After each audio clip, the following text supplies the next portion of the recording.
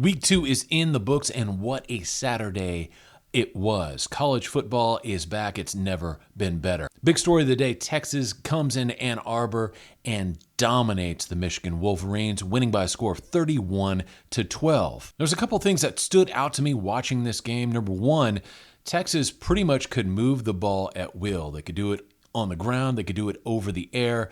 Ewers going 24 for 36 for a total of 246 yards in the air, 3 touchdown passes.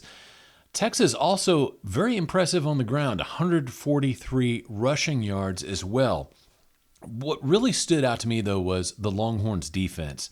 They forced 3 turnovers. They held Michigan to a total of 12 points. And equally as important, they stymied Michigan on third downs. Michigan was only 3 for 12 when it came to third down completions, 25% success rate. So a great day for Texas's defense as well. You have to think Texas is going to get bumped up in the polls and the SEC power rankings. They put on a heck of a show for all the college football world to see in Ann Arbor on Saturday. Second big story of the day, Northern Illinois marches in to South Bend, Indiana, and defeats Notre Dame by a score of 16-14. You got to be happy for the Northern Illinois Huskies. These guys came in, they fought hard, and they earned a signature win for Coach Thomas Hammock.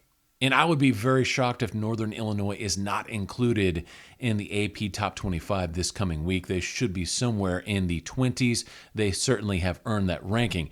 Now, as far as Notre Dame goes, this is certainly a disastrous loss.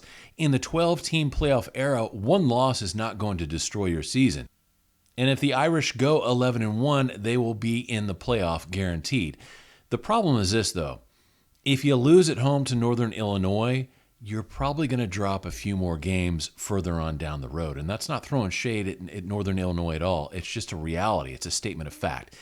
I think Notre Dame is in some big, big trouble.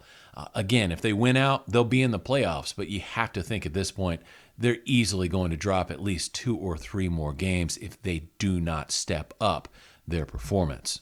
Next up, South Carolina beating the brakes off Kentucky yesterday by a score of 31-6 in Lexington. You have to figure after yesterday's performance, Beamer ball rides again.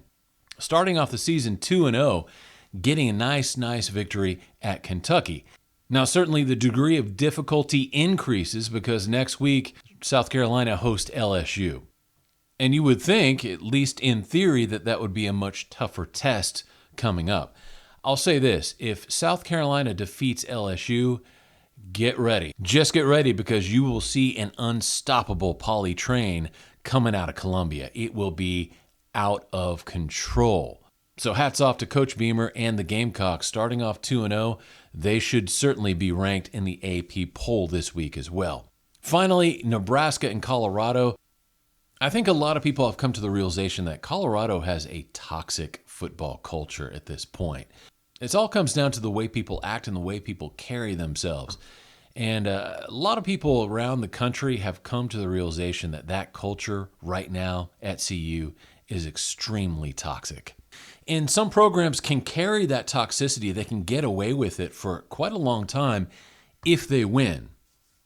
You can be the bad boys. You can be the Miami Hurricanes of the 80s if you win. But if you're not winning, all you have is that culture of toxicity, and that's what we're seeing at CU right now.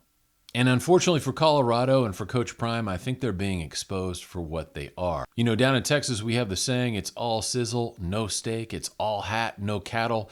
That's what I think we're getting to see now at Colorado. There's a lot of talk, a lot of hype, certainly a lot of media attention, but unfortunately, we're not seeing the results on the field. In fact, we're seeing a lot of negative results on the field, not just in terms of wins and losses, but in terms of culture as well. So we'll keep an eye on that for the rest of the season.